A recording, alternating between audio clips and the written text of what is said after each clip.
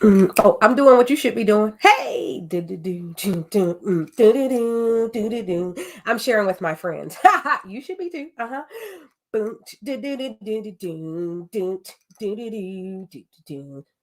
y'all know that it's the hypest music. Like it's not one of those theme songs that you can memorize. Like I got one that even when I say theme song, it makes me think of it immediately. It's not one of those, but it's got a bop to it. Hey, yeah. So, welcome everyone to Leadership Live 2021 week 45. Week 45. This is the 45th episode of Leadership Live this year, and I am so excited about my guests for today. Yes, I am. Yes, I am. But before all that, for those of you all who are like, okay, so really, what's Leadership Live? I had a friend who told me to watch this, and I've never seen it before, and I don't know what it is. So, Leadership Live is the sharing of journeys. It's the sharing of journeys. So back in 2019, I tapped on my shoulder and he said, Renita, I need you to do a thing. And I did a thing, and it was come and do Leadership Live for 52 episodes of Leadership Live 2019. And I did it completely by myself.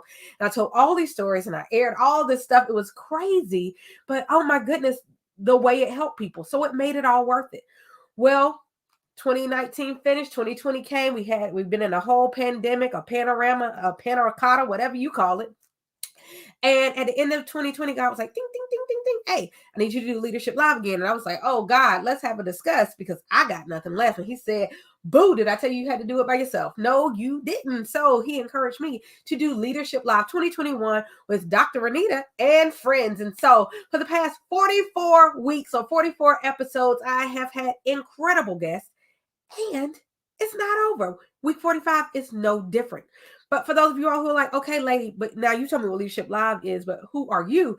Thank you for asking. I am Dr. Renita. I am an educational leadership strategist, which simply means I work with growing and aspiring leaders to become more authentic in their leadership, to empower their fellowship, and at the end of the day, have a greater impact on the world.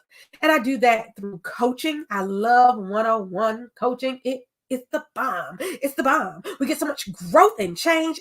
Let me tell you, I have somebody I've been working with for like the past 9, 10, 10, 11 months now. 11 months now.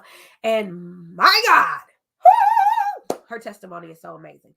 But, my other clients, no different.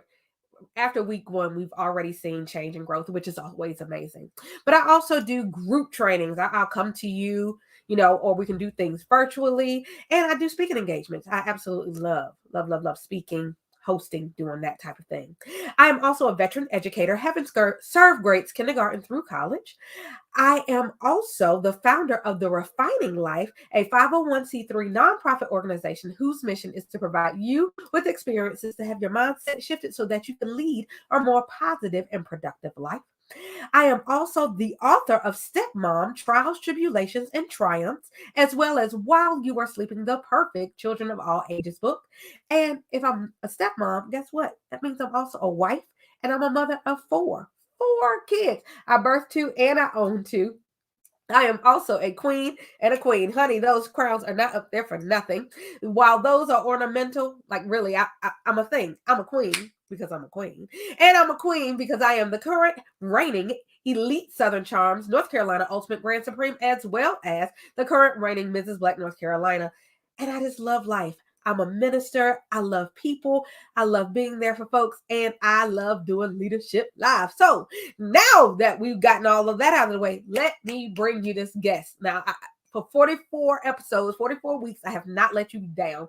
Just know that I'm not doing it again tonight because we're about to talk about some good thing. And she's, she might be something like amazing. All right, ladies and gentlemen, I bring to you Miss Monica Gibbs. Hi. Wow. I definitely don't have your energy. It is wonderful to see, to watch, but I'll try to keep up.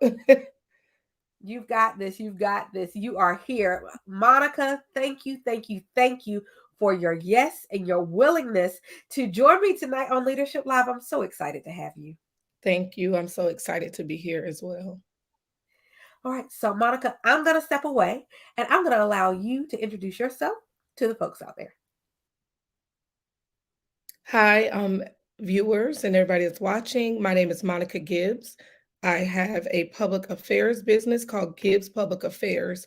I consider myself an activist. I've done a lot of community engagement work across the state of North Carolina, worked with a lot of legislators and elected officials, and ran a lot of campaigns. And so my heart is just with uplifting people and filling in spaces and helping make things fair. And so, social justice work and anything related to community and everything that has to do with just building communities and building capacity is what I stand for. And so, I do all of that through my LLC, as well as doing shows as this one to just kind of just spread the message about what I do and about how we all serve and how we show up. And so, for me, the work that I do is truly a calling. It was not something that I set out to do, and I'll talk more about it as Dr. Renita gets back on. But this is something that is my passion and that I know that I have to do. And so I'm happy to be here. Thank you. Absolutely. Oh my goodness. Okay, so Monica, one, you got some fans. There's some people here who are excited to see you, and I'm excited that they have joined us this evening. But also, so many things have come to mind just from your introduction. But I will let everyone know, okay, so every single guest gets to pick their topic. And Monica's topic tonight is Black women in politics. So just be ready for it all, because that is a munchy, yummy topic. But it's some things I want to grab on first, okay? So, first thing, you talk about community and capacity. Community and capacity. So, I think about gathering. So in my life and the way I see things and the way I was raised by a village. I'm a village person, which has caused me to be a villager. Now that, I rouse people to be a part of villages now. And so that really connected with me. Talk to me about some of your community work and how you came to a place where community was a big thing in your life. I can first start with like how I got started. I went into TV news, wanted to do news that was based around people and their stories, which involves community. Went straight into PR instead of doing TV news and learned through PR that I liked going into these areas that needed advocating and that needed media representation. And so I started working with nonprofits and a lot of people who had small businesses, ministries, and helping them promote their services and their product in the media. And so through that, began to just sit on boards and then started working primarily with the Democratic Party. And so I started to connect the pieces between what the community needed and then what the elected officials were doing or not doing.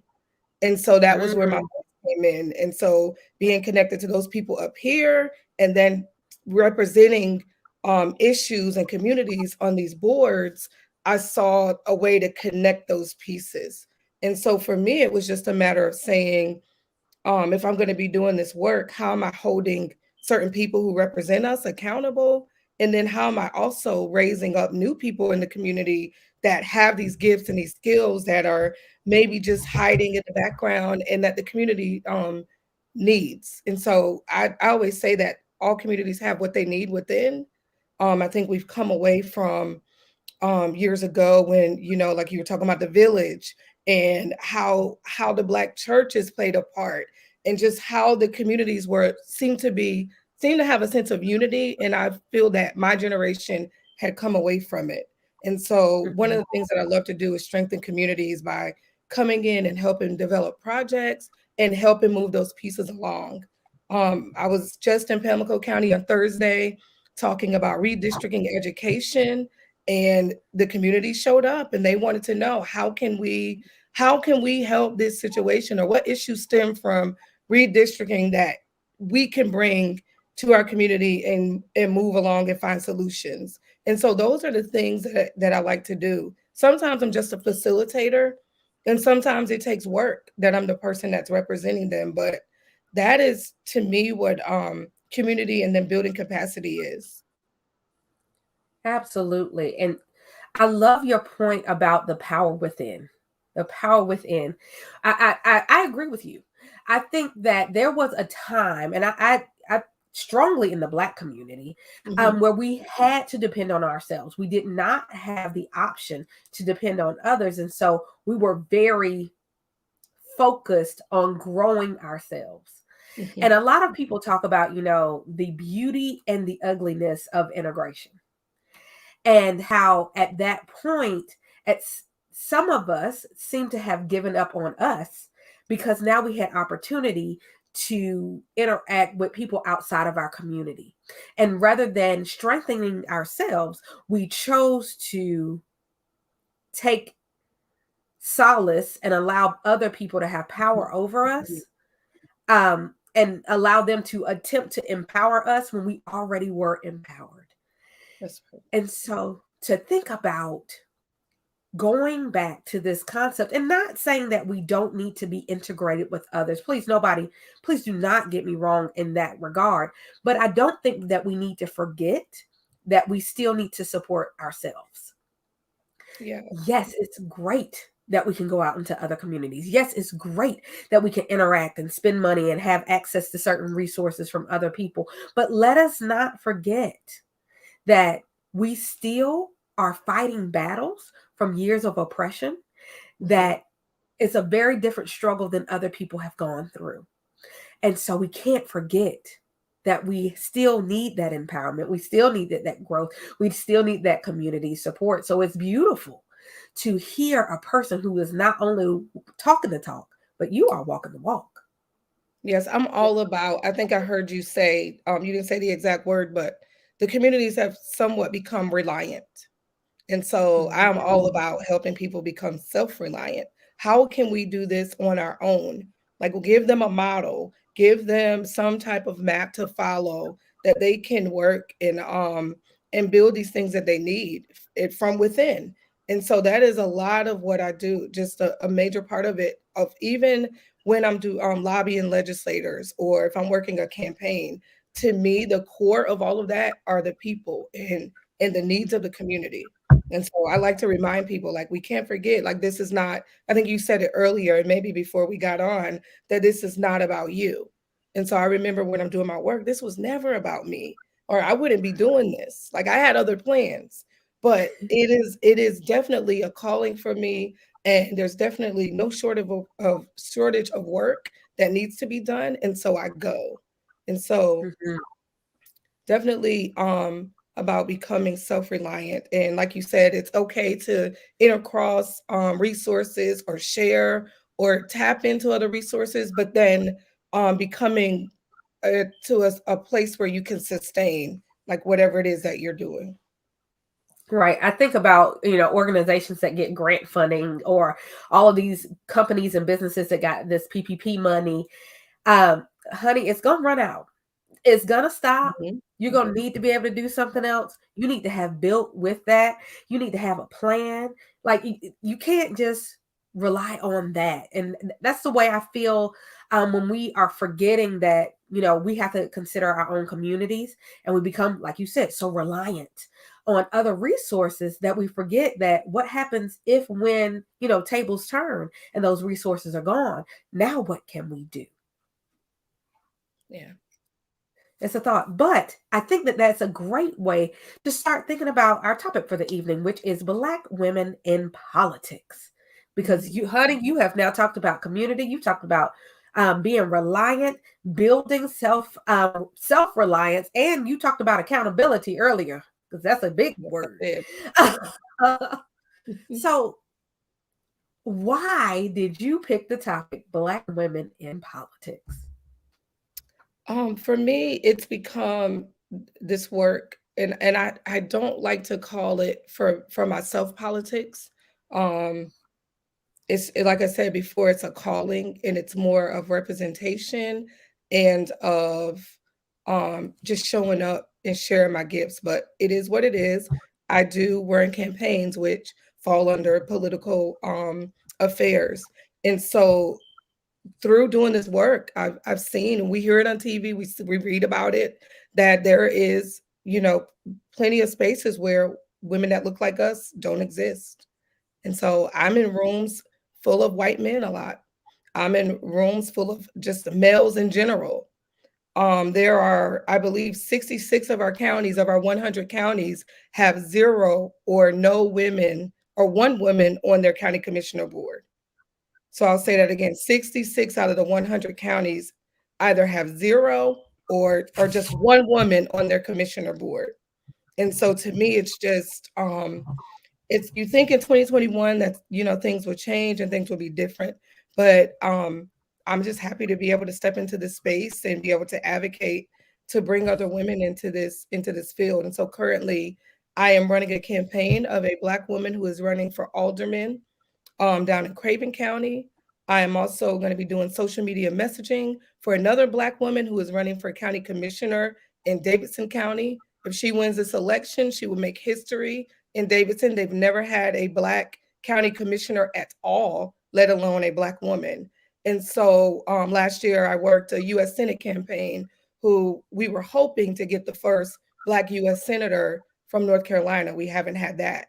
And so we've got two barriers sometimes across. We haven't even seen people that are our of our heritage get in these seats. And then we haven't seen women.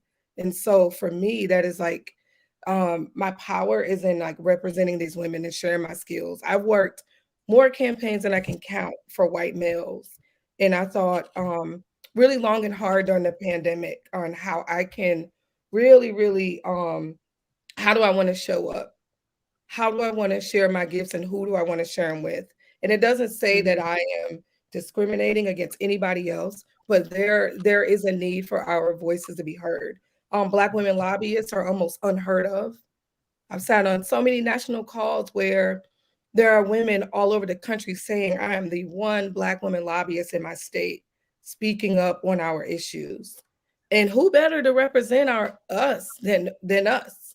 And so we have people who don't know, you said earlier, our struggle or our oppression that are representing us. And they can't possibly know what it's like to live in our communities and what it's like to have been oppressed, what it's like to have had doors closed and not to be welcome into these rooms. And so I am hoping to change what that looks like here in North Carolina and some Black women elected to office. And so, yeah. Let me tell you how almost painful it was to hear that, one, to be reminded that we still have never had a Black senator from North Carolina. Mm-hmm. Two, that in 66 out of 100 counties, not one woman or just one woman on the county commissioners. And so for those of us, because we're talking about leadership, we're talking about power, because there is power in leadership. The money that gets spent in your county, not your city, your county, is controlled by the county commissioners. All of it. Like their voices matter. You wonder why schools aren't getting certain funding, why certain organizations, nonprofits, certain businesses aren't getting what they need, certain spots aren't open to certain things. You talk about zoning and all these types of things. They come through what? The county commissioners. We do not understand enough the power of the county commissioner's seat. And to say that women are well underrepresented across the board in our state, and then let alone Black women, and how many even Black males are showing up. And then, I mean, that's just talking about the Black community. How many other communities are not represented whatsoever in these seats, and they're controlling the almighty dollar? Yeah. And so, I think about when we talk about Black women in politics, I think about the history of Black women in this country and how Black women have historically been nurturers to all. How Black women historically have had the empathy to be able to nurture and care for all because of the struggles that we as a race and a gender have had to struggle through and still struggle through. It's something about a Black woman that knows how to carry everybody in her bosom. And when she's present, she makes things different. And a lot of times she makes things better if she's kicking into that instinct. When you think about, and I love the fact that you talked about having this pandemic reflection. A lot of us had a lot of time during the pandemic. Mm-hmm. A pandemic, at least those first few months, honey, one was a lot of us took naps. Well, praise God. Some of us hadn't seen a nap since 1913, but we got to take a nap in 2020. But then we woke up and then we made a decision. Some of us continued to nap because some of us needed to recuperate from our entire life. And we had an opportunity to recuperate in 2020 and the beginning of 2021. But then some of us just really got activated. And I feel like you got activated. Like your brain said, do, do, do, do, do, do, do, do. And you made some decisions. And in your pandemic reflections, the decision that you made was how you were going to use your power. Because you said you had power in sharing your skills. Your skill sharing is power. And all leaders out there that have any skills whatsoever, which you do, every single one of you have a skill, if not a plethora of skills. Understand what Monica just said. I love that there is power in the skills that you share. And where you choose to put that power, it's up to you. Mm-hmm. Whew. Definitely. Honey, that moved me. That moved me. But when you were choosing Black women in politics, was there a certain type of woman you were looking for? Have you seen or regretted that decision? Like, what's going on with that decision now? For me, this is a new focus. My for the last decade, I've been about representing good people that go into office. But then you start to think about sometimes they don't always represent, like I said earlier, everybody, or they don't look like what we look like. They didn't come from where we come from. So how can they know how to represent us? I've talked to so many legislators that when I go in and just mention where I'm from or the work I've done, and I can't count how many times they have said, like, we didn't know those issues were happening. We didn't know that this was going on. So I saw that there was a disconnect. And so there needs to be somebody standing in the gap. And if that had to be me, then it has to be me. And so there's many times where I've been the one in the room who has had an answer that they're scratching their temples about. And they have no clue because they're not connected to our communities. And so I do believe there are so many more women like myself that are either sitting or in the communities that are holding these skills or that are afraid because fear is a real thing, and that they don't know what to do, or if they want to run for office, or they know they're supposed to do it. And I heard you say earlier that you do this work because God told you to do it. You get on here every week and talk to women like myself because you're following your call. And so what I would say to other women is like, just listen and give that pull on the inside a yes. That's what I did.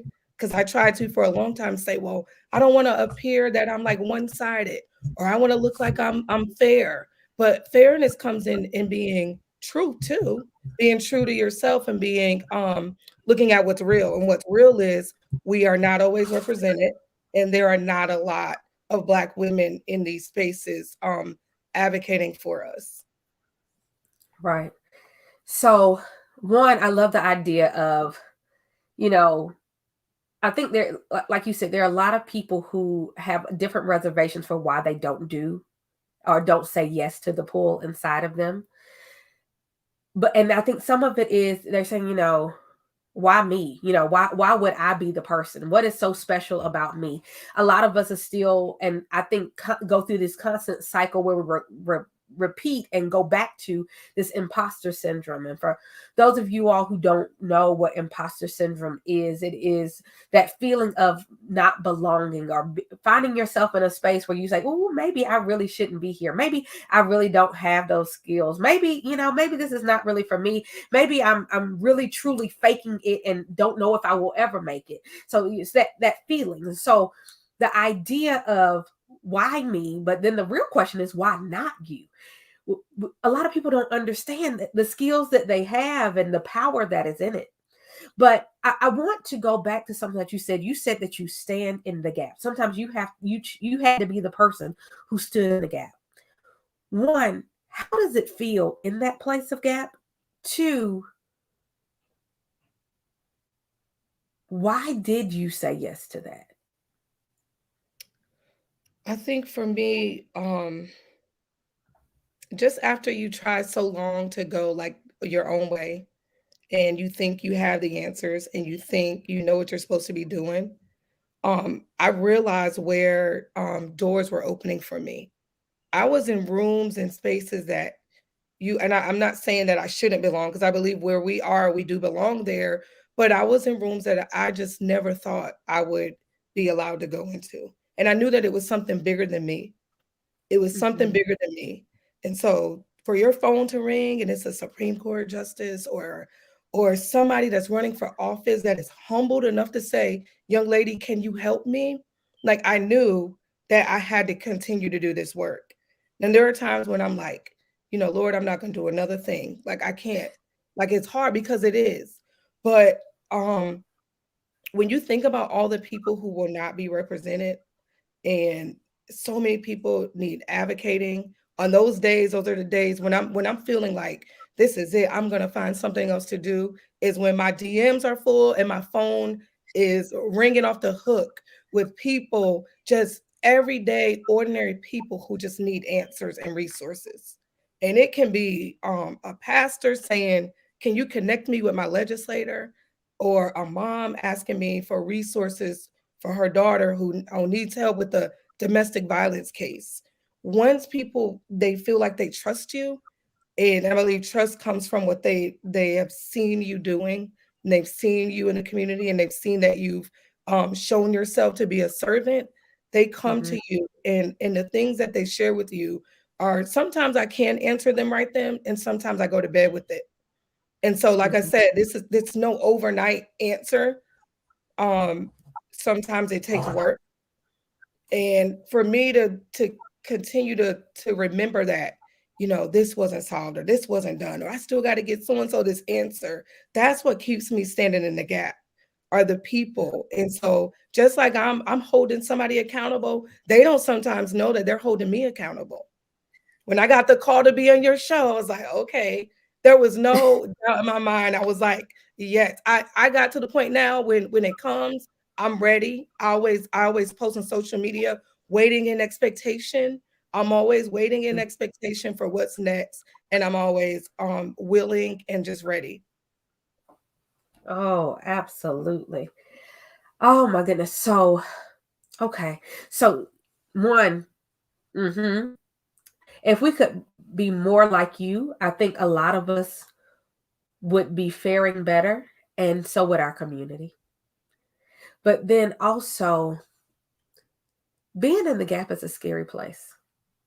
It's a very scary place, Lonely.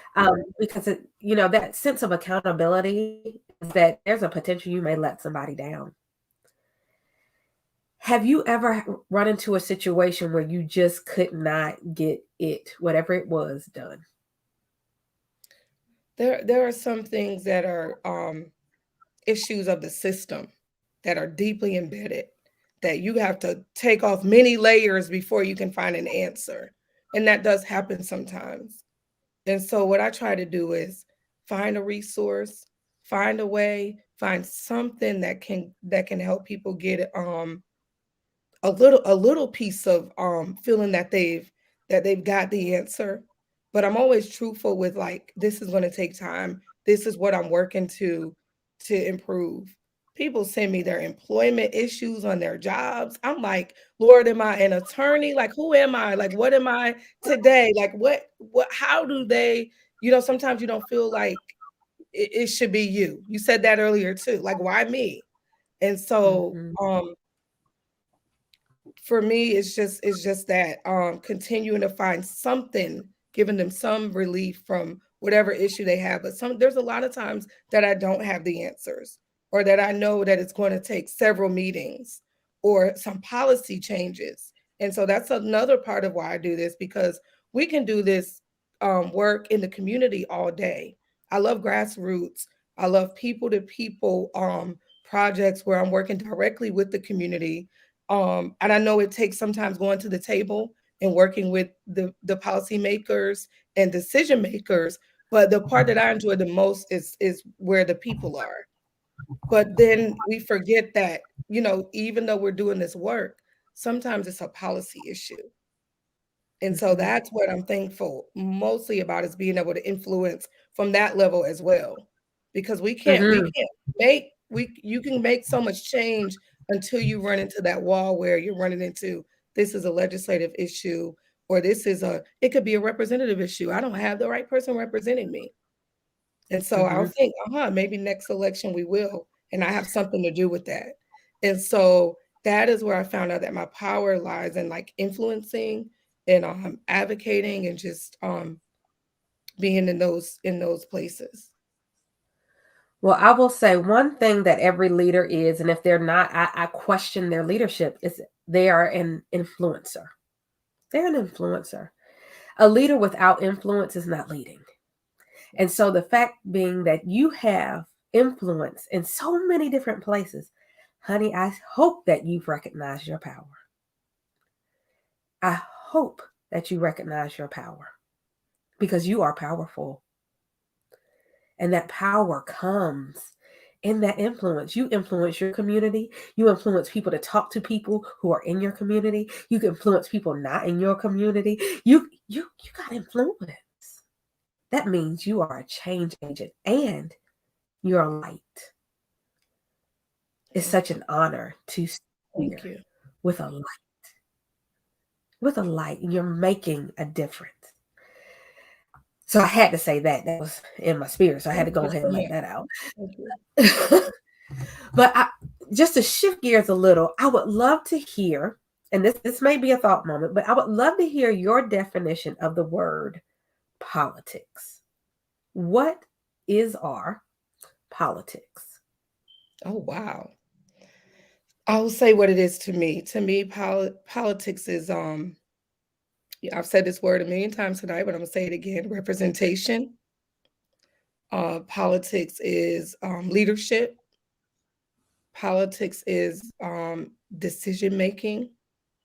Politics is responsibility and accountability. Um, Politics is thinking outside of yourself. Mhm. And a lot of times, sadly to say, that the people who have the resources to get there, get in these places, and sometimes some of those things are missing.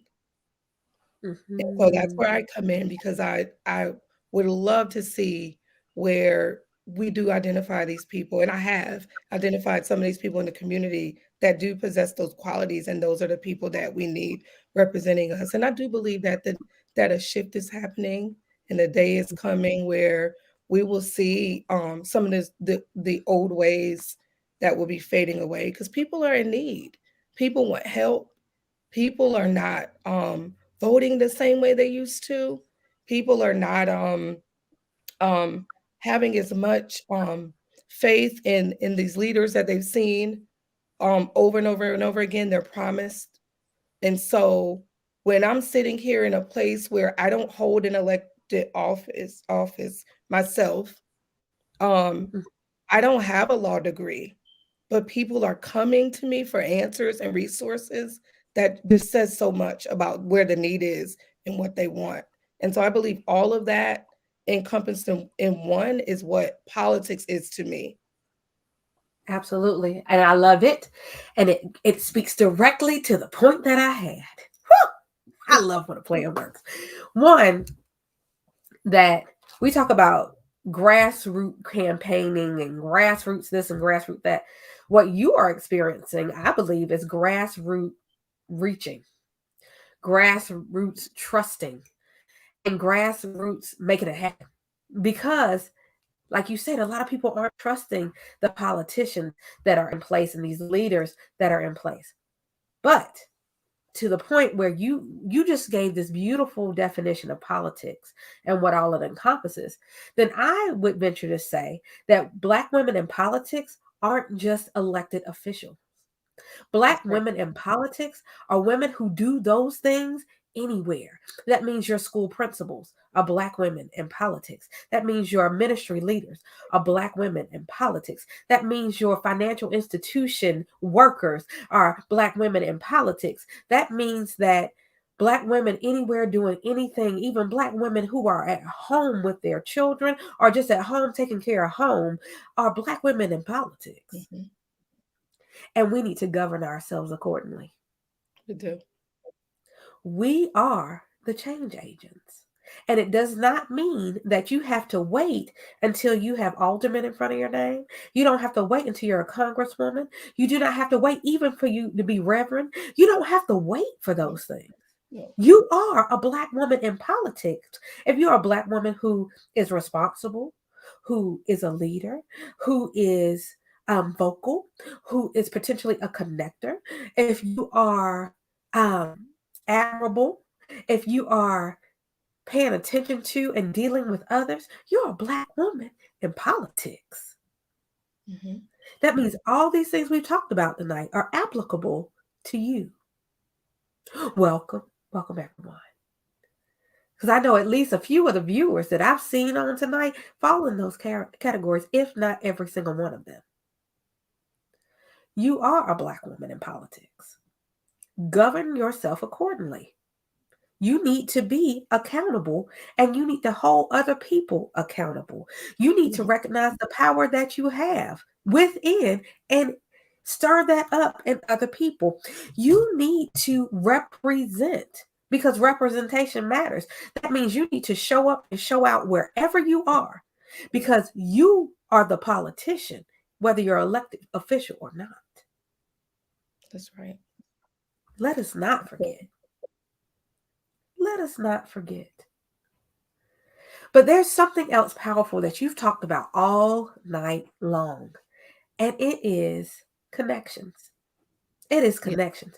Yes. You to me are like an extension cord. Oh my goodness, you are plugged into one place, but baby doll, you reach out everywhere. Like you Yeah. know all kinds of people who do all kinds of things. And what you do, especially what I'm hearing in your advocacy work, is you take these people here and you connect them with these people here, and you hope that that thing works out. And if it doesn't, Yeah. you got something to say to those people over here.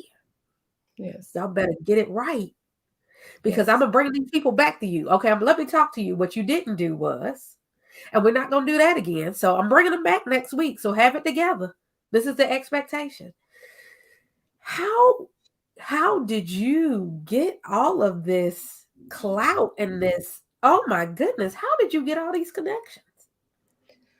Just like I said, I said yes for one. Number one, I said yes to my calling. I knew I didn't know what was happening when I was being asked to sit on these boards. I didn't understand why I was there because a lot of times we're looking for money. And I'm like, I'm not getting paid to keep coming out here to all these meetings. They calling me. I would get called all times of the month. Can you come show up here? I've went and represented other people's organizations because I feel like you could say it better. Can you come help me? And so I was doing these things and I knew it was something there, but I wasn't sure.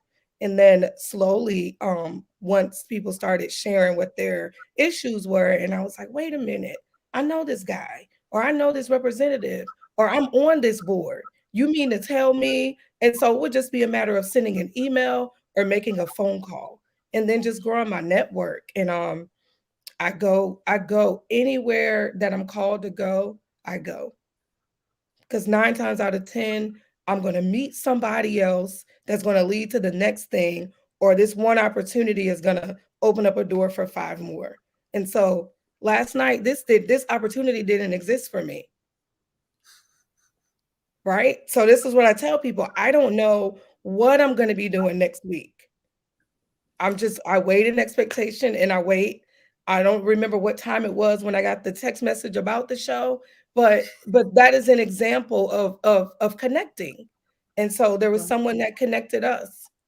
And so that is what I do. I like to call myself that, a resource connector, or just I don't like to use the word networker, but that is what you do. There's some gifts or some areas are not for me to touch, but I know somebody else who can do that. Right. And so that's what I'm Right. all about. I'm like, email me, call me. I guarantee you I got somebody that can help you with whatever it is that you're working on. Mm-hmm. So networking is a thing, and I know you didn't want to say you're a networker, but networking is a huge thing, and we've been talking about that, in the world of business and careers for a long time. And you just, this is just what you do. But how do you do that?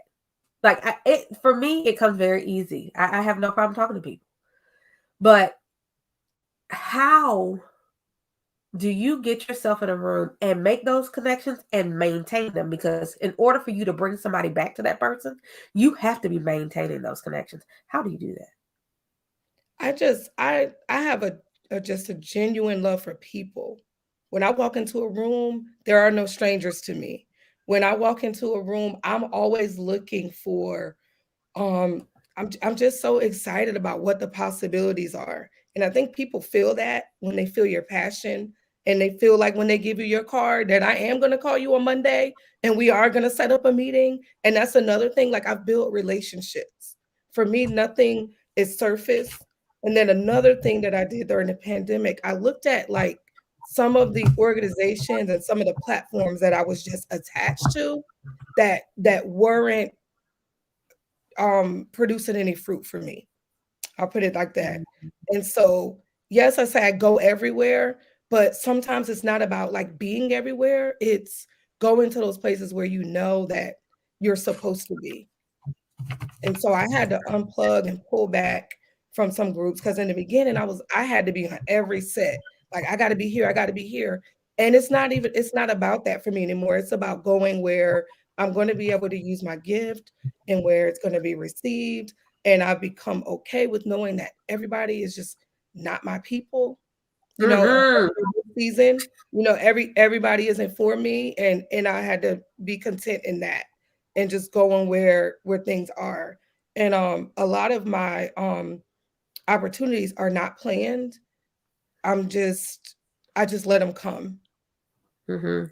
I love that idea that you understand that not everybody's your people. I think that that's something that as leaders, or Black women in politics, or just as people, period, Mhm. we've got to come to terms with, not everybody is your people. Now, I'm not saying that you go out here and you hate on all these people and you spew this nasty ridiculousness. That's not what I'm saying. What I'm saying is love, because that's what we've been called to do. You can love people without being all in their junk, without being all in their everything, without trying to solve all their problems, without, giving up of yourself to pour into them. They may not be your people. You may find yourself pouring, pouring, pouring, pouring, pouring, and getting nothing in return, or pouring, pouring, pouring, pouring, pouring, and nobody gets anything in return. Like nothing happens. Why? Because they weren't your people. I love that you said you took the time to reflect and say you were letting go of those organizations, those people, those things that were not producing fruit in that period, but definitely not in your life. I think that it's when we find ourselves on something, sometimes we can be like pit bulls. We lock our jaw and we Mhm. don't want to let go. Yeah.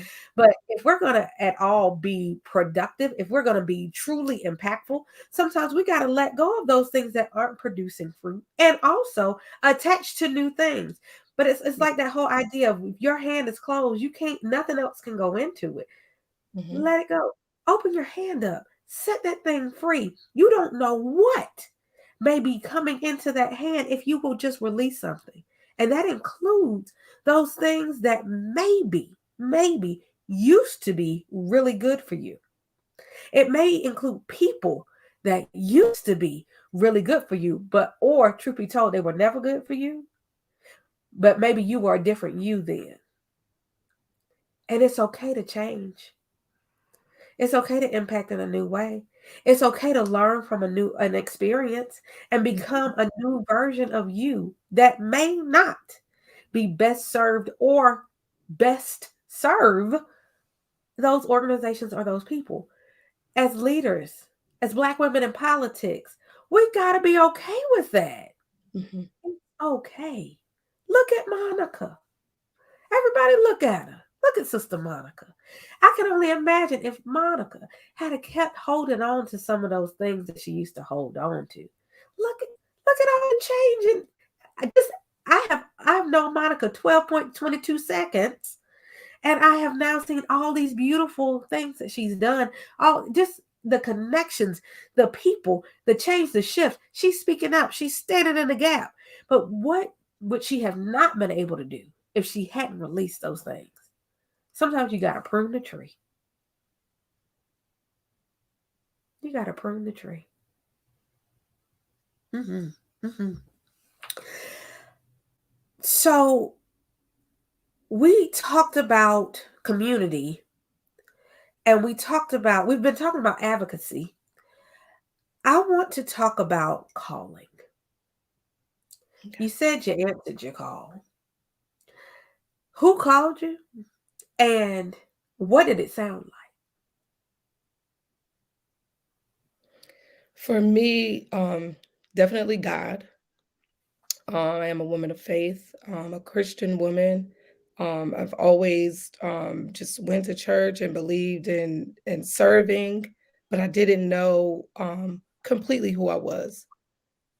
I thought I was going to do one thing, and I thought I was going to do it in the way that I wanted to do it. And so for me, it wasn't anything that it sounded like. It was more what it felt like to me. like? There were certain um, I guess career paths that I wanted to take that even though I wanted them, it didn't feel there was something missing. There was still something missing. And I remember doing my internship at a ABC 11, and all I ever wanted to do was be a news reporter because my thing was sharing stories and talking to people. I'm a storyteller and I just love meeting people and finding out more about who they are. And I remember getting there and realizing that I was going to be told what to cover and that I was going to have to do that for many years before I would be able to um, make my own decisions on what I chose to put on air. And so I walked away and I didn't tell anybody, but I remember thinking, God, how am I going to help people telling stories about house fires? Or I covered like 3 murders in that summer, a death of a senator. I mean, there were very cold and hard things that I had to oversee and write about. And then I was taking that home with me and I thought, this just does not feel right, but maybe I'll keep doing it and maybe they'll see, they'll trust me and listen to me and allow me to go cover these things that I want to cover. And I remember the day when I thought, um, maybe I'll just do it. I won't tell anybody what I'm feeling. I'll be on TV. I'll try to paint it as pretty as I could. And then I remember God Mm-hmm. saying, "No, I need you. I need to use you to build my people." And that is when PR came in. And when I started doing PR, it was so it was like it was something I had been doing forever. And I was using those same skills, the same skills, writing. I was still speaking on behalf of people. I was still dealing with the media, but I was in the background helping push his people to the forefront. And once I became content in that, everything else it went from one thing to another for me. And so I look at it as I look back and I see where I had a little bit of it maybe in mind, but I couldn't see the big picture, and I didn't know how to cultivate that or how to. Part of it was just being true to what I felt, and so that Mm-hmm. for me was how I figured out that this is definitely right. This is where I'm supposed to be. I enjoyed helping people promote their businesses and people with ministries that were coming and saying, I have this book. Can you help me get an interview? It was just so many things that were happening that I never saw myself doing because I was focusing on myself and not on Mm-hmm. where the gift and how I needed to share it. Wow.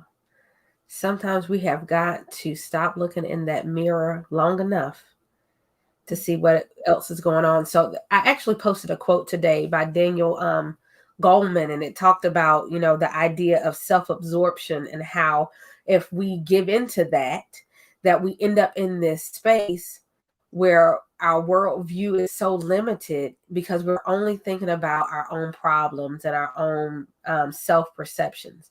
But if we just take a moment and look around, then sometimes our problems that seem so big, they get so small because we see these other things. Our problems kind of move to the peripheral moments and places of our life because we can really see what else is going on, which is how we get to this true place of empathy and really being able to interact and connect with the other people and things in our world. So it seems like you took that moment and you stopped looking in the mirror long enough to see other people. And I think about, Black women in politics, anybody in politics really, that they need to make sure that they're looking up from the mirror. Mhm. They're really looking up from the mirror. Because if they do that, then maybe then they can realize, oh, I'm really representing others. I'm not representing what I see right here in the mirror. I'm representing others, and I need to do these other things. So not just politicians. I think about school leaders. School leaders, are you spending so much time looking in the mirror that you forgot that you're representing all of these people around you, that the decisions that you make a difference for these children, these families, this community, this staff? Have you stopped looking in the mirror long enough? Ministers, have you stopped looking in the mirror long enough to realize that you got parishioners? You're supposed to be a shepherd, that you're shepherding these people, that you're taking care of them. Have you stopped looking in the mirror long enough? Parents, have you stopped looking in the mirror long enough? Hello, somebody, that you remember that there are these little or not so little people that you still represent, that you take care of, that you're here for, that you still need to fight for, you need to advocate for. Leaders, we've got to stop looking in the mirror so much. Not saying crack your mirror, because you need to see you. Because sometimes the reason why we can't represent and do the things that we need to do is because we forgot who we were. We forgot the things that we've been through. We're not dealing with that, as I like to say, your total, honest, awesome truth. You're not dealing with that. And so you can't represent well because you detached from yourself.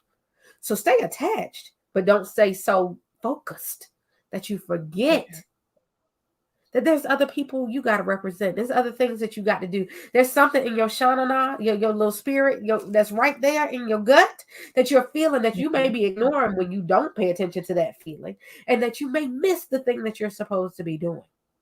Mm-hmm.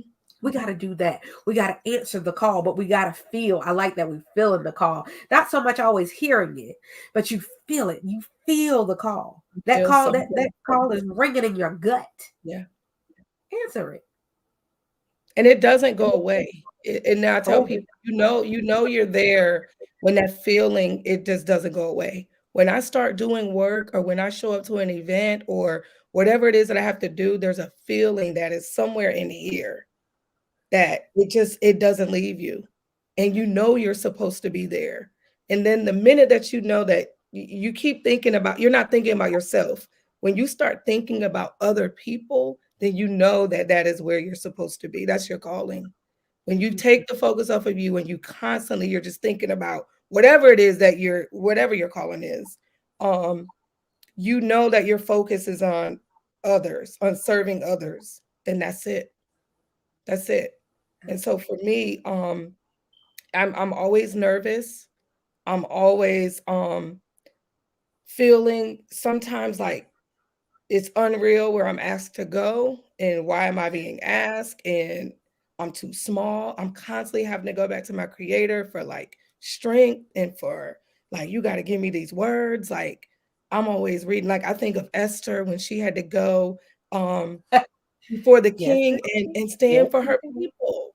And I feel I've been in those shoes so many times where, okay, this is my chance. This is it. I just got the other day found out that I'll be at the National Rural Conference in May in Oregon to talk about my ideas for rural communities.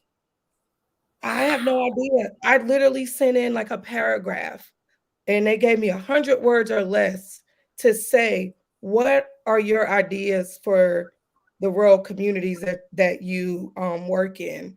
And I had to tie it to their theme and I put something together. And I remember thinking, how cool it would be to be able to be on a platform, a national platform with all these decision makers in the audience that want to hear from me. And so to get that email the other day that we would like to hear what your ideas are, like that is calling. That's not me. Like I could not have done that on my own. So one of Well, those moments, yeah. yeah. I'll say, let's learn the lesson though from that. Send in the 100 words. I know some of us have things in us that you think, oh, 100 words is not enough. I will never be able to convey that. What is for you is for you. Sometimes all you got to do is take the first step and the rest is already done. Yeah. What is for you is for you. But okay, so Monica, we're coming up on our time. Okay. If there was one thing you wanted to make sure that everyone walked away with today, and it could be something that you've already said or something that you haven't said yet, what would that one thing be? I would say show up. Whatever it is, Mhm. whatever that thing is, wherever you work. You talked about educators. We're talking about women in politics. If you're in medical, if you are in a factory and you know that is where you're supposed to be, show up. Show up. Though there, you know more than anybody what opportunities come to you, what emails you don't open, what text messages you don't respond to, or DMs. Show up. I promise you, when you do, like there. When I say I have driven across the state, like not knowing like who I was going to meet, don't know a soul, or think that I don't know anybody, and go in and then come out with a, a contract or a project or somebody that I met that will connect me to somebody else, that something opens up, even if it's 6 months later. Like there's something that it always meets me, something meets me there every time. Mhm. I would say show up. Show up. That's a goodie. Well, Monica, I know. For those people who are watching who do not know you, they're like, how in the world do I connect with, reconnect with, stay connected with this amazing woman? How? How can they follow you and or connect with you? So I am on Instagram. I have a page. It is I am Monica Ray. Gibbs Public Affairs. I have a page for that for my LLC. I'm on Facebook, but if you can go to my website www.monicargibbs.com and they can contact me there. Well, Monica, you have made my night. Yes, you have. Yes, you have. You are absolutely amazing. If Thank nobody else you. has told you that today, Thank you. I hope that you can receive that. Absolutely. I want to say thank you for your yes because you could have said no. Thank you for showing up here and showing up fully. Thank Oh, you. you're so awesome. Yes. Well, for everybody out there, this has been week 45, episode 45 of Leadership Live 2021. I told you 45 weeks ago that I would not let you down and everybody was going to be amazing. Proven yet again tonight. Know that I love you oh so dearly, and I'll be right back here next Monday night with an amazing guest once again. Thank you again, Monica, for being with us.